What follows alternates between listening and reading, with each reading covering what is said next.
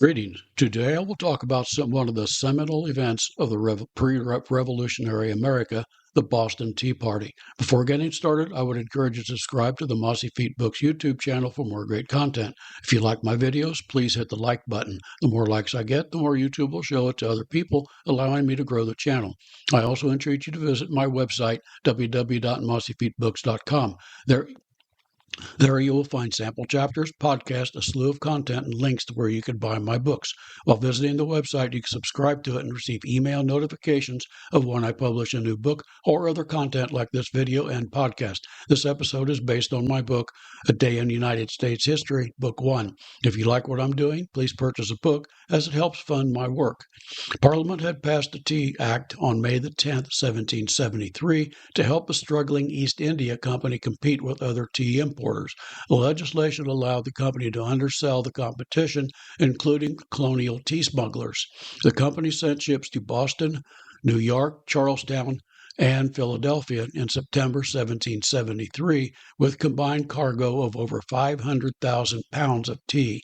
Tea importers in Charlestown, New York, and Philadelphia, under pressure from local patriot groups, refused the shipment. However, the Boston merchants allowed the ships to dock. The East India Company had sent the 4 ships bearing tea. These ships were the William, Eleanor, Dartmouth, and Beaver. They had departed England on September the 2nd, 1773. The William encountered bad weather and wrecked on December the 10th. The remaining ships arrived, the Dartmouth in late November, the other 2 in docking in early December. Samuel Adams and the Sons of Liberty protested the arrival of the tea and demanded that the East India Company return it to England. The Boston merchants, backed by the Massachusetts governor, Thomas Hutchinson, refused. As a side note, 2 of the merchants were Hutchinson's sons, and 1 was a nephew.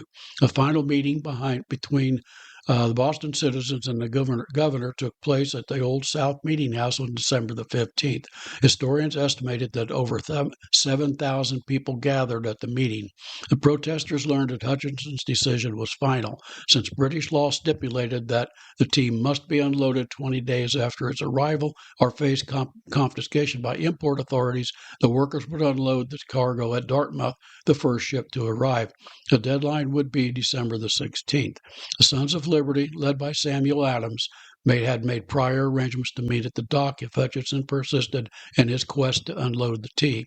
Just after midnight on December the 16th, Adams and a group of the Sons of Liberty boarded the 3 ships, taking great care not to damage any part of the ship, its rigging, or personal property of the crew or captain.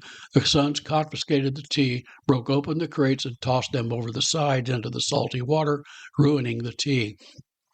The men, many dressed as Amerindians, watched carefully to ensure that no one stole any of the tea, even reprimanding watchers on the dock that tried to put the spilled tea into their pockets. The men destroyed over 340 crates of tea containing over 92,000 pounds.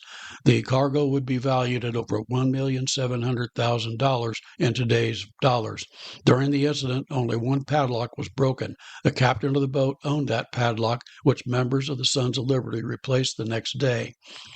Written in a This Day in History format, each of the 2 books in this collection of North American colonial history events includes 366 stories. The historical collection of tales includes many well-known as some little-known events in the saga of the United States. The easy-to-follow This Day in History format covers a wide range of people, places, and events of early American history. It is the first book in my series, 366 Days in History series. The book includes 366 stories of American history. It is available with many of my other titles on gardening, Indiana places, and history at the Rum River Marketplace in downtown Batesville, Indiana. It's also available on my website, www.mossyfeetbooks.com. I hope you enjoyed this podcast, and thank you for listening.